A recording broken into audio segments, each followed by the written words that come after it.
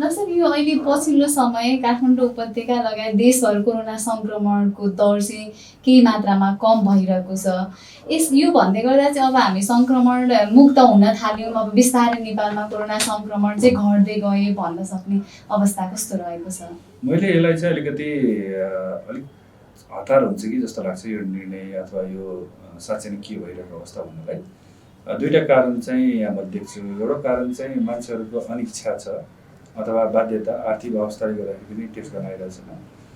Contact tracing लगभग छैन भन्ने पनि हुन्छ र सँगसँगै चाहिँ मानिसहरू सङ्क्रमण लिएर उहाँहरूलाई सङ्क्रमण भएको तर लक्षणहरू नदेखेको अवस्थामा चाहिँ छैन होला भनेर भनिरहेको अवस्था पनि छ। त्यो चाहिँ एन्टिजेन टेस्ट केही दिन अगाडि गरेकोले पनि त्यो खालको पुष्टि गर्छ। त्यो गर्दाखेरि चाहिँ मान्छेहरू साँच्चै नै अलिकति इच्छा जाहेर नगरेको कि अथवा यस्तै हो भन्ने त्यो खालको चाहिँ मनस्थिति छ। कन्ट्याक्ट ट्रेसिङ पहिला जस्तो नभएको हुनाले चाहिँ एउटा सङ्ख्या घटे जस्तो पनि देखिन्छ।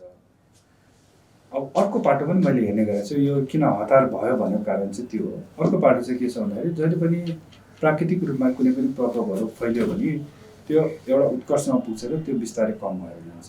अब त्यो अवस्था आएको हो या होइन भनेर चाहिँ हेर्नुपर्ने हुन्छ। यो दुईवटा पाटो छ, तत्काल भन्नलाई गाह्रो छ र सायद आगामी केही हप्तामा यो पनि क्लियर हुन्छ जस्तो लाग्छ। यदि जुन एन्टिजेन टेस्ट गर्ने भनेको छ त्यो ठाउँमा बरु एन्टिबडीको चाहिँ परीक्षण गरिदिएको भए बरु यो समुदायमा कति प्रतिशतलाई चाहिँ सङ्क्रमण भइसकेको छ भनेर चाहिँ त्यो डाटा आउँथ्यो र आएपछि त अब नेचुरली आगामी दिनमा कम भनौँ न। उदाहरणको लागि एउटा गाउँमा 100वटा परिवार छ, 90वटा परिवार त अलरेडी सङ्क्रमित छ भनेपछि त सङ्क्रमितको सङ्ख्या त घट्ने त यसै पनि नेचुरली देखिने भयो भने मतलब त्यो खालको एन्टिबडी टेस्ट चाहिँ हामीले अहिले समुदायमा जसरी एन्टिजेनको लागि तयारी गरेछ त्यो ठाउँमा चाहिँ एन्टिबडीको टेस्ट गरिदिएको भए हामी काठमाडौँमा चाहिँ कति प्रतिशत जति चाहिँ सङ्क्रमित भएर पनि लगभग कम भइसकेको रहेछ र यो चाहिँ अब त्यसपछि चाहिँ केस फेरि घटेको साँच्चै हो कि होइन भनेर थाहा हुन्थ्यो जस्तो लाग्छ। अब त्यो योजना छ कि छैन मलाई थाहा छैन, तर यो मेरो आफ्नो व्यक्तिगत धारणा हो। मैले यसलाई किन जोडेँ भन्दाखेरि चाहिँ हामी पहिलो लकडाउन पछि निरन्तर रूपमा काठमाडौँमा उकालो लागेको थियो सङ्क्रमितको सङ्ख्या। धेरै मान्छे सङ्क्रमित थाहा पाइ नपाई धेरै सङ्क्रमित भइसक्यो होला। त्यो कारणले गर्दाखेरि चाहिँ एउटा एन्टिबडीको जुन पहिला सुरुमा जुन आरडिटी भनेर नाम दिएको थियो, यो पनि आरडिटी हो तर यो एन्टिजेन पत्ता लगाउनु भयो। एन्टिजेन भाइरस स्वयं छ छैन प्रोटिन त्यसको पत्ता लगाउनु भयो भने अब एन्टिबडी भनेको चाहिँ सङ्क्रमण भएर पनि निको भएको अथवा निको हुने क्रममा रहेको व्यक्तिहरूमा देखिने गर्छ। यदि त्यस्तो हो भने त भनौँ न अब एन्टिजेन खोजेर कहाँ भेटाउँ अथवा भाइरस खोजेर त भेटाउन सक्दैन, स्वाभाविकली सक्दैन। त्यसले गर्दाखेरि त्यो एउटा चाहिँ भइदिएको भयो। यो जुन नेचुरली यो डिक्लाइन हुँदै गइरहेछ कि अथवा चाहिँ साँच्चै मान्छेहरू चाहिँ अनिच्छा जाहेर गरेर नआएको भन्ने कुराको बिचको जुन छ त्यसलाई केही न केही हदसम्म सम्बोधन गर्ने एउटा पाटो चाहिँ उपाय मैले चाहिँ त्यो देखेको छु। त्यो गरिदिएको भए राम्रो हुन्थ्यो भन्ने चाहिँ मलाई लाग्यो। त्यसले गर्दाखेरि अहिले चाहिँ साँच्चै यो के हो त घटेको हो या नआएर हो भन्नको लागि चाहिँ मैले मेरो आफ्नो व्यक्तिगत धारणाबाट हेर्दाखेरि चाहिँ अलिक हतार हुन्छ कि केही समय हेर्नुपर्ने हुन्छ। जस्तो यो एन्टिजेन परीक्षणकै कुरा गर्नुपर्दा सर यो कतिपय देशहरूमा चाहिँ यो एन्टिजेन परीक्षणबाट पनि अलिकति फेक नतिजाहरू आउँछ भनेर ब्यान गरेका पनि खबरहरू प्रकाशित भइरहेका थिए। नेपालमा चाहिँ अहिले आएर यो एन्टिजेन परीक्षण गर्नुको कारण चाहिँ के रहेको छ, किन गरियो, अर्थात् यो गर्दाखेरि के हुन्छ? एन्टिजेन आफैमा टेस्ट गर्नु नराम्रो चाहिँ होइन, तर कस्तो अवस्थामा गर्ने भन्ने प्रश्न यहाँसँग जोडेर आउँछ। अहिले एन्टिजेन कुन उद्देश्यले गर्नु लागेको? पिसिआर महँगो भएर चाहिँ सस्तो होस् भनेर गर्न खोज्यो कि अथवा समुदायमा अहिले सक्रिय सङ्क्रमित कति घुमेछ भने हेर्न खोज्यो कि मलाई त्यो उद्देश्य चाहिँ खासै थाहा छैन। तर पक्कै पनि मास स्केलमा जस्तो एउटा उदाहरणको एउटा ब्यारेकमा धेरै मान्छे सङ्क्रमित भयो भने चाहिँ त्यो ठाउँमा चाहिँ यो जुन एन्टिजेन टेस्ट छ त्यसले चाहिँ धेरै हदसम्म फाइदा गर्छ भन्ने हो। साँच्चै सङ्क्रमित भएकोहरूलाई यदि त्यसले देखायो भने हुने भन्छ। तर सङ्क्रमित नभएको मध्येमा चाहिँ अब अहिले नेपालमा त सानो एउटा धेरै होइन थोरै सङ्ख्यामा गर्दा 29% चाहिँ नेगेटिभमा पोजिटिभ देखियो भन्ने कुरा चाहिँ मिडियाबाट आइरहेको अवस्था चाहिँ छ। भारतमा अप टु 50% नेगेटिभ भएकोलाई पछि पिसिआर गरेर पोजिटिभ आएको भन्ने छ।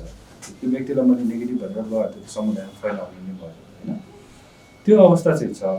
तर यति हो कि एकदम धेरै हतार भएको बेला एकदम धेरै त्यो केसहरू भएको अवस्थामा चाहिँ यदि हो भने त्यो हुने सम्भावना भयो भने होइन भन्नेलाई चाहिँ उसलाई लक्षण देखाएको छ होइन उसले सार्न सक्नेसम्म उसको त हिस्ट्री दिन्छौँ नि त्यो छ भने चाहिँ केस बाई केस चाहिँ त्यसलाई फेरि हामी पिसिआर गरेर कन्फर्म गर्नुपर्छ। पिसिआर भनेको गोल्ड स्ट्यान्डर्ड हो।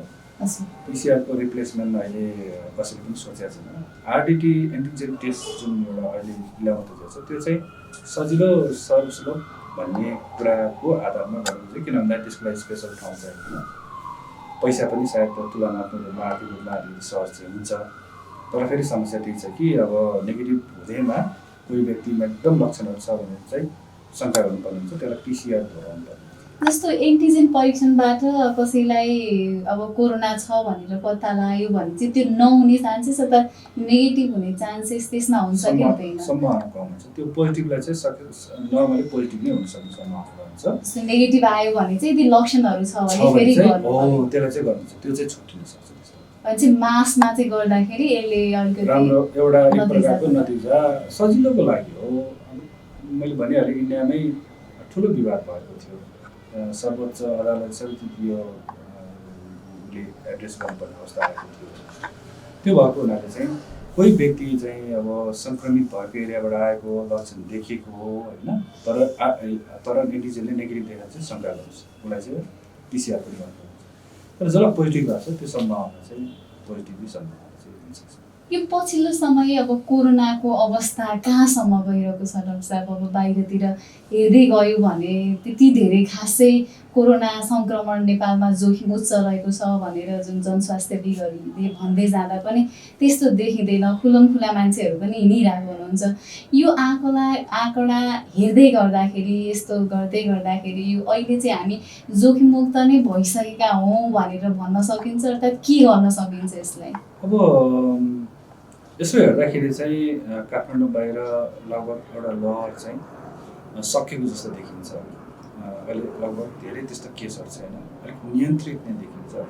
काठमाडौँमा चाहिँ अलिक पछि ढिलो आएको, किन पहिलो लकडाउन खुल्ला भएपछि चाहिँ विशेष गरेर हाम्रो जुन टेस्ट गर्ने जुन प्रोटोकल छ त्यसमा चाहिँ लक्षण नभएकोलाई नगर्ने भएको हुनाले त्यो जुन बेलामा हटस्पट भनिएको थियो त्यही ठाउँबाट धेरै मान्छेहरू आएर त्यसपछि पहिला उनीहरू आफैमा परीक्षण गर्यो, त्यसपछि चाहिँ यहीँ काठमाडौँकै बासिन्दाहरूमा टेस्ट गर्दा देखिन सुरु भएको। त्यो सुरु आजको मितिसम्म पनि यथावत छ।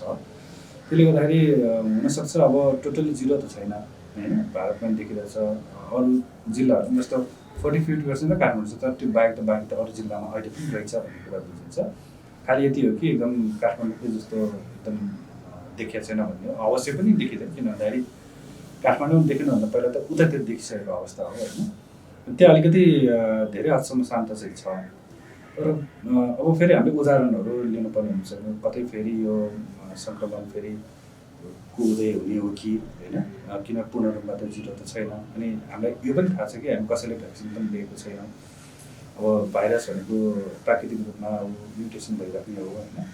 अनि यो हुँदाखेरि चाहिँ फेरि सङ्क्रमण गर्छ कि, यद्यपि फेरि पुनः सङ्क्रमण कडा हुन्छ कि नरम हुन्छ त्यो विवादकै पक्ष छ। हामीसँग धेरै केस रिपोर्टहरू छैन अथवा तथ्याङ्क त्यति राम्रो छैन। जे जस्तो भए पनि हामीलाई सङ्क्रमण हुनु भएन भन्ने हाम्रो बुझाइ हो स्वास्थ्यकर्मी भएको नाताले। त्यसले गर्दाखेरि चाहिँ आगामी दिनमा अहिलेको लागि चाहिँ अब काठमाडौँ बाहिर एक प्रकारको काठमाडौँ जस्तै नै एकदम ट्राईमा पनि गराएको थियो, जस्तै बारा पर्सा होइन विकास एरिया। अनि यो इन्डियासँग जोडेको तराईको भागहरूमा पहिला त एकदम ठुलै समस्याहरू थियो, त्यो त हामीले बिर्सेको छैन। तर अहिले त्यहाँ धेरै हदसम्म नियन्त्रित अवस्थामा छ। अनि काठमाडौँ चाहिँ अलिकति जनघनत्व बढी भएको र पछिल्लो समयमा छिरेको हुनाले चाहिँ यसले अलिकति निरन्तरता पाइरहेछ। मैले अलिक सुरुमा भनेको कारण चाहिँ कतै यो फेरि नेचुरली बिस्तारै डिक्लाइन हुँदै गएको हो कि, तर यो सबै हेर्नको लागि चाहिँ एउटा उपाय ती उपाय हो कि होइन, यो लुकिरहेको छ कि अथवा यो साँच्चै नेचुरल डिक्लाइन भयो कि भन्नलाई चाहिँ एउटा उपायको रूपमा चाहिँ एउटा एन्टिबोडी टेस्ट गरिदिनु पायो भने अब लगभग सबै सङ्क्रमित भइसकेपछि बाँकी नै के होला र तत्कालको लागि हो। त्यो सेकेन्ड वेभ थर्ड वेभको कुरा आफ्नो ठाउँमा छँदैछ, दिल्लीमा पनि सेकेन्ड वेभ सक्यो भन्ने कुराहरू आएको छ होइन। त्यसले गर्दा यो चाहिँ हेर्न एकदम जरुरी छ र यसको लागि चाहिँ निरन्तर शङ्कास्पद ठाउँहरूमा टेस्टहरूलाई निरन्तर जारी राख्नुपर्ने हुन्छ। अनि फेरि अब कस्तो हुन्छ भन्दाखेरि विभिन्न ठाउँबाट चाहिँ मान्छेहरू आउजाउ गर्न थालेपछि चाहिँ अब युरोपमा देखेको अर्कै होला स्ट्रेन भन्छौँ हामीले, अनि अमेरिकामा देखेको अर्कै होला, चिनमा अहिले लगभग कन्ट्रोल छ। त्यही पनि जुन जुन ठाउँमा जुन देशहरूमा देखाएको छ त्यहाँ र यहाँ अलिक फरक भयो भने फेरि सङ्क्रमण गर्ने हो कि भन्ने एउटा एउटा त्यो सम्भावना व्यक्त गरेको छ।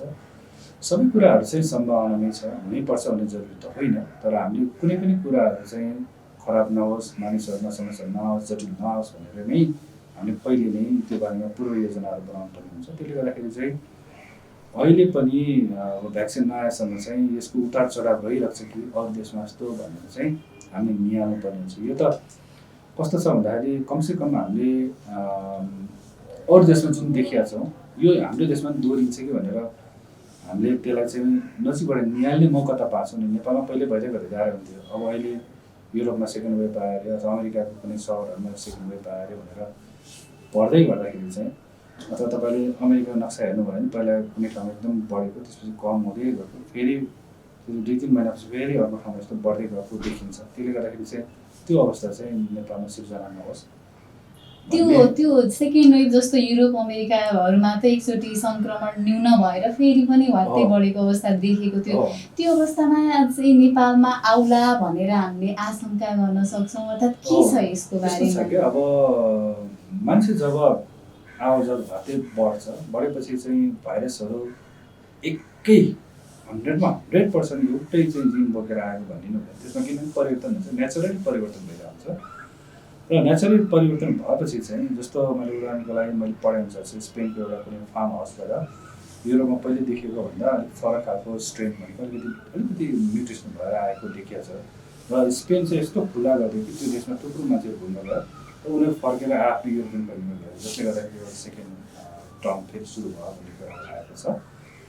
अनि त्यो भएको हुनाले नेचुरली यो भएको नेपालमा पनि अब लामो समयदेखि भाइरस त घुमिरहेको छ। अब अनुसन्धान खासै त्यस्तो राम्रो भएको छैन, केही त गऱ्यो भन्ने कुरा रहेछ, तर हामीलाई धेरै जानकारीहरू खुलाइएको छैन। त्यसले गर्दाखेरि त्यो हामीले सिक्ने पार्ट हो। अब नेपालमा भोलि गएर हुनैपर्छ भन्ने छैन, तर त्यो सिक्ने पार्ट हो। कतै त्यस्तै खालको समस्या हाम्रोमा देखिन्छ कि त्यो त हामीले हेर्नुपर्ने हुन्छ। त्यसको लागि चाहिँ अनुसन्धान भनेको एउटा यस्तो महत्त्वपूर्ण कुरा जुन चाहिँ हामीले गऱ्यो भने एक प्रकारको प्रिडिक्सन भन्छौँ, अनुमान गर्न सकिने सम्भावना रहन्छ, त्यो अनुसार तयारी गर्नुपर्छ। डाक्टर साहब, यो अहिले पछिल्लो समय चाहिँ कोरोना सङ्क्रमित पनि घट्दै गइरहेका छन्, तर मृत्युदर चाहिँ बढिरहेको छ। यसको मुख्य कारण चाहिँ के हो? मलाई लागेको चाहिँ कस्तो छ भन्दाखेरि मान्छेहरू सङ्क्रमण भयो भने अहिले घरमा बस्नु रुचाउँछ। जाडो महिना पनि छ, अवश्य पनि अस्पतालहरूमा त्यति इच्छा जाहेर गरेदेखिमा र कस्तो भइरहेछ भने ती व्यक्ति घरमा बस्ने, खास गरी मैले 60+ कुराहरू छु, हुन त्योभन्दा कमका मानिसको मृत्यु भएको छैन भन्ने मैले भन्न खोजेको होइन। धेरै मात्रामा कुरा गर्ने, धेरै मात्रामा तुलनात्मक रूपमा चाहिँ 60+ का यो जो सङ्क्रमितहरू घरमा बसिराख्नु भएको छ उहाँहरूले आफूले त्यति परिवारसँग कम्युनिकेसन नगर्ने जस्तो पनि देख्छु मैले।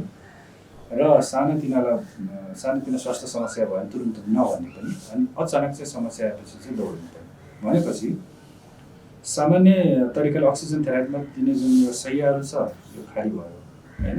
धेरै जस्तो चाहिँ यतातिर घरमा बसेर होम आइसोलेसन बस्यो, तर जुन आइसोलेसन छ यहाँ समस्या पर्ने कि यहाँ चाहिँ ठोकिन धेरै भयो भनेको मतलब धेरै मान्छे त्यहाँ जान थाल्यो। अनि त्यो त यसै पनि प्याक छ, बिजी नै छ, त्यही कारणले गर्दाखेरि उनीहरूले पाइरहेछन्।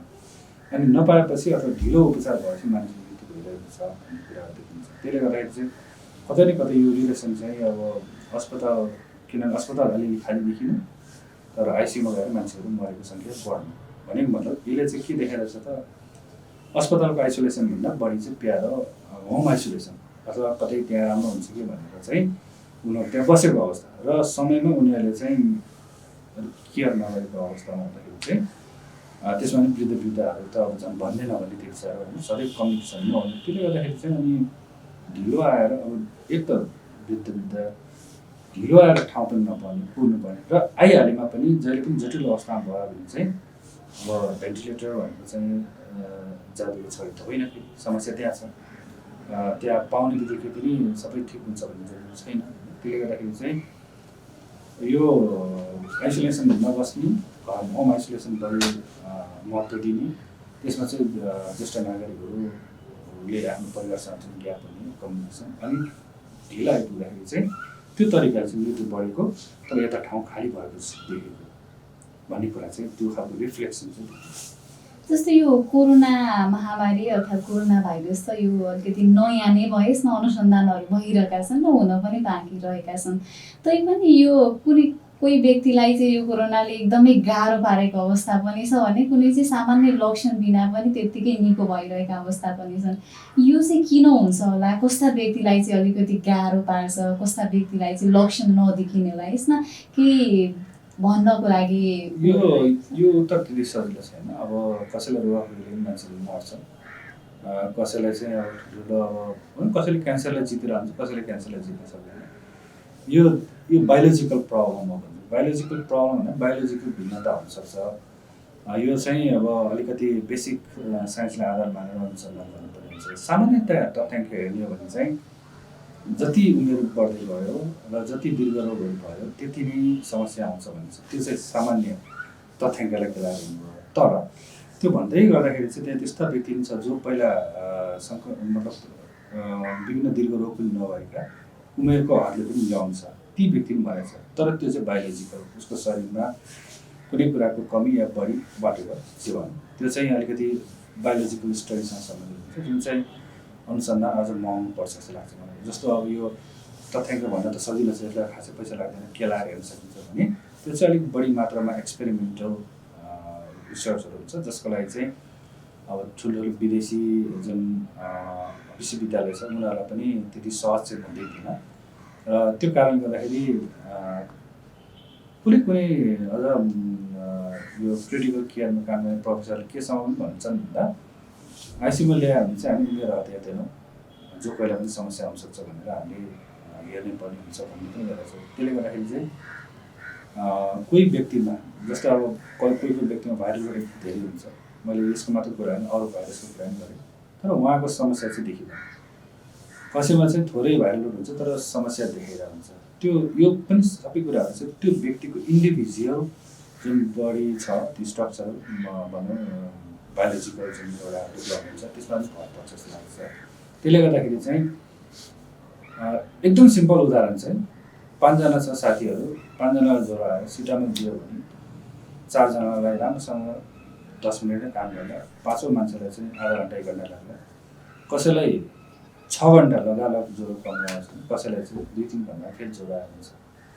यो त सबैले सुनिरहेको देखिरहेको। त्यो कारणले गर्दा त्यो चाहिँ इन्डिभिजुअल त्यो व्यक्तिको चाहिँ बडीले कसरी काम गर्छ अथवा बडीमा कुनै त्यस्तो बायोलोजिकल कुराहरू मिल्यो त्यो अलिक फरक खालको अनुसन्धान हो। त्यो कारणले गर्दा अहिले त्यो त्यतिकै भन्न चाहिँ सजिलो छैन। जस्तो उदाहरणको लागि मेलमा किन धेरै देख्यो फिमेलमा किन कम देख्यो भन्ने कुराहरू छ, त्यो फेरि बायोलोजिकल स्टडीहरू पनि भइरहेको छ छुट्टै। यही फिमेलमा चाहिँ यो यस्तो यस्तो हुँदो रहेछ, मेलमा चाहिँ यो रहेछ भन्ने कुराहरू छ। हामीलाई सजिलो चाहिँ होइन, केटाहरू चाहिँ चुरोट खान्छ त्यही कारणले अलिक बढी हुन्छ, उनीहरूले अलिक कम्पेरिटिभ खाँदैन भन्ने कुराहरू छन् होइन। त्यो चाहिँ सहज रूपमा भयो अनुसन्धान, त्यो चाहिँ सजिलो खालको भयो। अर्को जुन बायोलोजिकल उनीहरूको स्ट्रक्चर, उनीहरूको रगतको जुन विभिन्न प्रकारको जाँच, त्यसमा उतार चढावहरू भयो, के मिसिङ भइरहेछ त्यसमा नर्मल फिजियोलोजीमा भन्ने कुराहरू छ, त्यो चाहिँ फेरि छुट्टै कुरा। त्यसले गर्दाखेरि यो चाहिँ अलिक फरक खालको अनुसन्धान पर्छ, त्यति सहज चाहिँ भन्न सकिँदैन। तर ओभरअल चाहिँ सरसर्ती तथ्याङ्क पठाउँदाखेरि उमेर ओल्ड एज धेरै यो दीर्घरोग भएका मान्छेहरूमा चाहिँ समस्या आउँछ भन्ने कुरा चाहिँ रफ एस्टिमेट चाहिँ त्यहाँ छ। तर यसको मतलब यो होइन बुढेसकाल आएपछि सङ्क्रमित भयो भने उनीहरूलाई मात्र होइन कि यङ पनि त्यस्ताहरू छन् जो चाहिँ मृत्यु भएका छन्, जसलाई पहिला दीर्घरोग नभएका छन्, तर ती किन मऱ्यो, के कारणले मऱ्यो होला भन्ने कुरा चाहिँ राम्रो स्टोरी चाहिँ छैन। यो अलिकति कोरोना सङ्क्रमण भइसके पश्चात यो 9-10 दिनभन्दा पछि चाहिँ अरूलाई भाइरस सर्ने चान्सेस कम हुन्छ भनेर भनिँदै पनि आएको छ।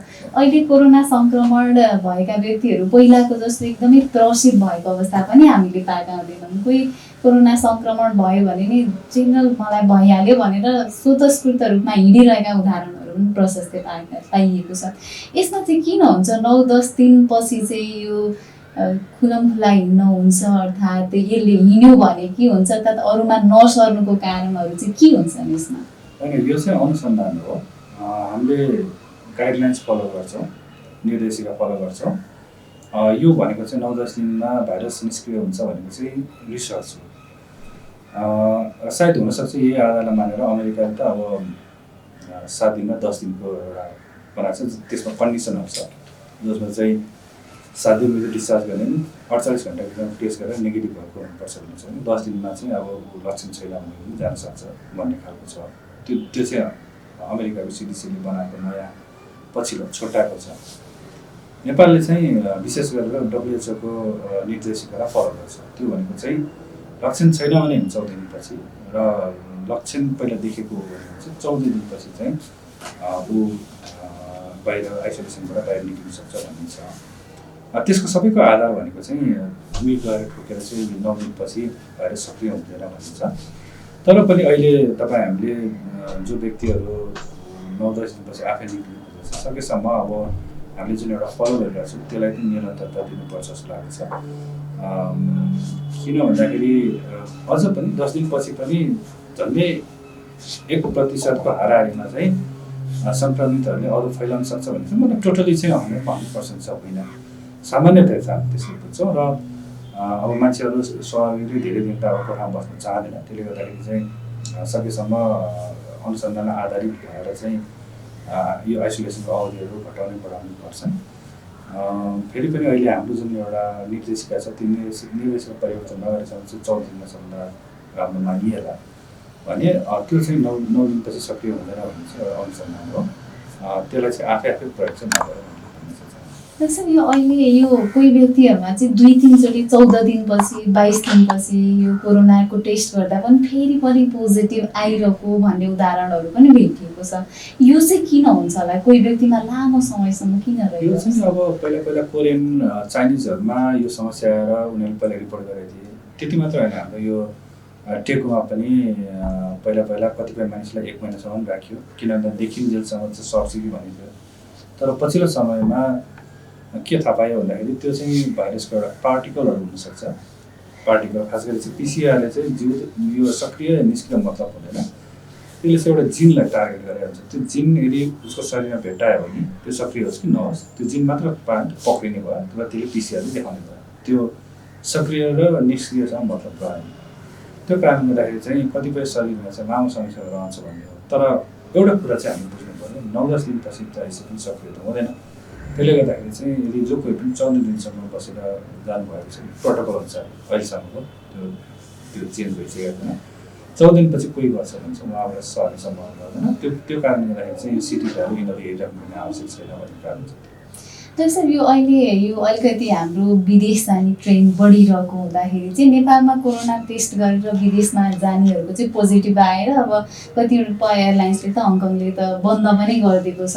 यो चाहिँ किन हुन्छ होला, अर्थात् यो फेक पठायो भनेर नै भनिरहेको अवस्थामा चाहिँ यो हस्पिटलहरूले नै त्यस्तै गर्यो होला नि, अर्थात् यो एकचोटि नेगेटिभ देखाइसकेपछि नि उहाँसम्म जाँदा चाहिँ पोजिटिभ भइसक्ने अर्थात् भाइरस सर्ने सम्भावना भएर कि किन यस्तो भइरहेको छ? अब पहिलो प्रश्न त मैले दिन सक्दिनँ। अब अस्पतालले फेक गरेन त्यो मैले थाहा पाउने कुरा होइन।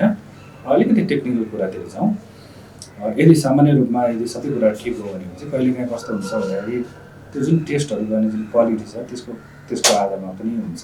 अब क्वालिटी नै खराब छ भन्यो भने त मतलब भएन। त्यस्तै जुन कलेक्सन गर्छ त्यो कलेक्सन गर्दाखेरि चाहिँ यदि केही गरी त्यति जुन नियमअनुसार त्रुटिपूर्ण भयो भने पनि त्यसमा गडबड आउने नै भयो। नेगेटिभ पोजिटिभ नेगेटिभ यो जुन कन्फ्युजन छ त्यो। त्यसपछि धेरै जसो चाहिँ पिसिआर गर्ने ठाउँ कलेक्सन गर्ने ठाउँ फरक जस्तो लाग्छ। त्यो लगाउने तरिका के कस्तो छ र गर्ने ठाउँमा पनि कतै भुलचुकहरू छ कि त्यो हेर्नुपर्ने हुन्छ। मलाई जहाँसम्म लाग्छ त्यस्तै गर्छु नि भनेर त गर्ला जस्तो त मलाई लाग्दैन। त्यो आफ्नै पाटो होला, त्यो अनुसन्धानको पाटो होला, म त्यता गएन। तर टेक्निकली हेर्दाखेरि चाहिँ कहिलेकाहीँ कलेक्सन गर्ने अनि टेस्टको क्वालिटीको कुरा छ, मानिसहरू कति स्किल पर्सन छ होइन, त्यसको आधारमा हुन्छ। अनि कहिलेकाहीँ चाहिँ अब पक्कै पनि यहाँ 3 दिनको भन्छ के अरे उनीहरूले। अब त्यो भन्दाखेरि 3 दिन अगाडि टेस्ट गर्यो अनि कता चाहिँ उसको शरीरमा भाइरस चाहिँ एकदम नगर्ने अवस्थामा रहेछ भने नेगेटिभ पनि देखिन सक्छ। तर त्यो ओभर द होइन टाइममा त्यो त बढ्दै जान सक्छ र उहाँ पुग्नेसम्म कतै त्यो देखिएको हो कि त्यहाँ चाहिँ अलिकति टेस्ट जुन कलेक्सन गर्दा टेस्ट राम्रो गरेर हेर्दाखेरि चाहिँ त्यो भाइरस रिप्लिकेसन बढी भएर देखिएको हो कि भनेर एउटा अनुमान चाहिँ मैले दिन सक्छु। साँच्चै भन्नुपर्दा यसको अनुसन्धानपछि मात्रै वास्तवमा साँच्चीकै क्लियर एउटा कारण चाहिँ पत्ता लाग्छ। यो त मैले सम्भावित कुराहरू मात्रै गरेँ, त्यसको लागि चाहिँ अब छुट्टै अनुसन्धान चाहिँ गर्नुपर्ने छ। जस्तो अब यो अलिकति कोरोनाको महामारी एकदमै सकिसकेको अवस्था पनि छैन, तर यो अब खोपका कुराहरू पनि आइरहेका छन्। यो खोपको बारेमा नि अलिकति भनिदिनुहोस् न, अब खोपको प्रभावकारिता कति होला, अब हामीले चाँडै पाउन सक्ने सम्भावना कति छ, कतिपय देशमा त प्रयोग पनि गर्न थालिसके, नेपालको परिप्रेक्ष्यमा चाहिँ के हुन सक्ला? होइन, खोप चाहिँ अब प्रभावकारिता चाहिँ सामान्य यो थोरै सङ्ख्याहरूमा गर्दाखेरि चाहिँ अब राम्रै देखिरहेछ। अब त्यो हामीले अब एक्सेप्ट गर्नै पर्यो, तर अब ठुलो सङ्ख्यामा यो टेस्टहरू गर्दै जाँदा कति फरक पार्छ त्यो हामीलाई थाहा छैन, र सबै देशमा उत्तिकै प्रभावकारी हुन्छ कि हुँदैन भन्ने कुरा पनि एउटा प्रश्न छ। एउटा मैले उदाहरण दिएँ, औषधिले रेमडेसिभिर अमेरिकामा ठिक छ भने, तर WHO ले विभिन्न देश धनी गरिब सबै देशमा गर्दाखेरि चाहिँ त्यति प्रभावकारी छैन भन्थ्यो होइन, यस्ता खालकोहरू पनि छ। त्यसले गर्दाखेरि चाहिँ आगामी दिनमा यो प्र्याक्टिकल हुन गएर जस्तो एन्टिजेन टेस्ट एकदमै राम्रो हुन्छ भन्ने कम्पनीको दाबी हुन्छ भने तपाईँ रियल फिल्डमा गएर टेस्ट गर्दाखेरि कति कुराहरू चाहिँ त्यो नहुन सक्छ। त्यस्तै भ्याक्सिनको कुरामा पनि अब कुन चाहिँ अब अहिले सरसर्ती हेर्दा धेरै सबै जस्तो भ्याक्सिनले चाहिँ राम्रै प्रतिशत यसले चाहिँ राम्रो काम गर्छ भन्ने देखाएको त छ। तर आगामी दिनहरूमा यसको बारेमा अझ थप जानकारी आउँछ जब रियल सिनारीमा यो आइपुग्छ। र नेपालमा चाहिँ अब सायद मलाई जस्तो लाग्छ कोभ्याक्स अन्तर्गत चाहिँ ल्याउने भन्ने कुराहरू छ कि त्यो चाहिँ सायद अलिकति टाइम लिन्छ जस्तो लाग्छ, किनभने त्यो त विश्वका विभिन्न देशहरूले चाहिँ आवेदन दिएर WHO ले वितरण गर्ने भन्ने कुरा छ। त्यसको लागि टेन्डर खोल्ला, त्यसपछि कहाँ कति पुऱ्याउने भन्ने कुरा आफ्नो ठाउँमा छ। त्यो बाहेक चाहिँ अब मलाई लागेको चाहिँ कति कुटनीतिक च्यानलबाट चाहिँ यो ल्याउन सक्यो भने सायद अलिक छिटो होला भन्ने चाहिँ मलाई लाग्छ। तर यसको बारेमा अब नेपाल सरकारले के सोचेको छ मलाई थाहा छैन, र त्यो पनि अब कुटनीतिक च्यानल भने तापनि कतिपय त जस्तो अमेरिका या बेलायतको त त्यो कुनै एउटा संस्थाले गरेको कुरा हो, उनीहरू आफै त्यो लिनलाई खोजिरहेछ भनेपछि अब त्यो कति सम्भव हुन्छ हुँदैन भन्ने कुराहरू छ। यसमा धेरै कुराहरू च्यालेन्ज छ, जुन भ्याक्सिन आफैमा अब विकास भइसक्यो र वितरण सुरु हुन थाल्यो, खुसीको कुरा होला, तर हामीले कहिले पाउँछौँ भन्ने कुरा चाहिँ अझ पनि त्यति निश्चित चाहिँ छैन। जस्तो स्टोरेजकै कुराहरू आइरहेका छन्, यसमा चाहिँ नेपालमा लिएर आएर स्टोरेज गर्न सक्ने क्षमता कतिको रहेको छ, त्यो खोपलाई चाहिँ सुरक्षित राख्न सकिएला, के छ रोक्सा यसमा? यसमा चाहिँ मैले दुई प्रकारले सोच्ने गरेको थिएँ। जस्तो उदाहरणको लागि नेपाल सरकारले त्यो -70 राख्ने खालको त्यो भनौँ न करोडौँ मान्छेले दिनलाई त गाह्रो नै हुन्छ, उसले कस्तो खालको ल्याउँछ त्यसमा भर पर्छ भने कतिपयलाई चाहिँ उदाहरणको लागि चोइसको कुरा हो, म यो खालको भ्याक्सिन लगाउँछु भने सानो सङ्ख्यामा ल्याउन सक्छ कि सक्दैन। कसैले ल फाइजरकै भ्याक्सिन लगाउँछु र यति मानिसहरू छ भने त उसले कुनै एउटा सानो कुनै कम्पनीले नल्याउला भन्नु सकिँदैन। यो चाहिँ कस्तो भन्दाखेरि अब कुन भ्याक्सिन कसले लाउने भन्नेमा पनि फरक पर्छ। जस्तो मलाई एउटा कुनै कम्पनीको मन पऱ्यो, -70 छ, म जस्तै थुप्रै हजारौँ मान्छे आयो भने त एउटा कुनै कम्पनीले त्यो -70 को फ्रिज पनि ल्याउला नि त। तर अब यो हामीलाई मात्रै हेर्दैन, ओभरअल सबै जनतालाई पुऱ्याउनु पर्ने हुन्छ। त्यो कारणले गर्दाखेरि चाहिँ त्यस्तो धेरै अब चिसो -70 चाहिने खालको भ्याक्सिन चाहिँ सामान्यतया सर्वसाधारणलाई बाँड्नलाई चाहिँ पक्कै पनि हाम्रो लागि धेरै गाह्रो हुन्छ, किनभने त्यसलाई चाहिँ जुन हामीले एक ठाउँमा राख्नुपर्ने जुन एउटा टेम्परेचर मेन्टेन गर्नुपर्छ त्यो चाहिँ अलिक महँगो पर्छ नि जस्तो चाहिँ देखिन्छ। जस्तो अब हामी कोरोनाको अलिकति जोखिममै पनि रहिरहेका छौँ, अब हाम्रो श्रोताहरूलाई भन्नुहोस् न के गर्नुपर्छ, अझै पनि अलिकति सन्देश दिन चाहनुहुन्छ? यसमा अहिले पनि निरन्तर जनस्वास्थ्यका मापदण्डहरू हुन्छ। हुन त अब सुन्दा मान्छेलाई अलिकति त्यति राम्रो पनि नलाग्ला, तर पनि हामीले निरन्तरता दिनुपर्छ। हामीले कुनै पनि नराम्रो चिज नहोस् भनेरै भन्ने हो। सङ्क्रमण अफकोर्स अब जिरोमै झरेको छैन, कम भएको जस्तो त देखिएको छ, त्यसको चाहिँ स्पष्ट अझ गर्न बाँकी नै छ, अलिकति हतार भइरहेछ होइन, यही हो भनेर भन्नलाई कुनै पनि उपायहरू मार्फत चाहिँ होइन यो त एकदमै कम भइसक्यो नेचुरली कि त्यो खालको एउटा आधार हुनु पऱ्यो।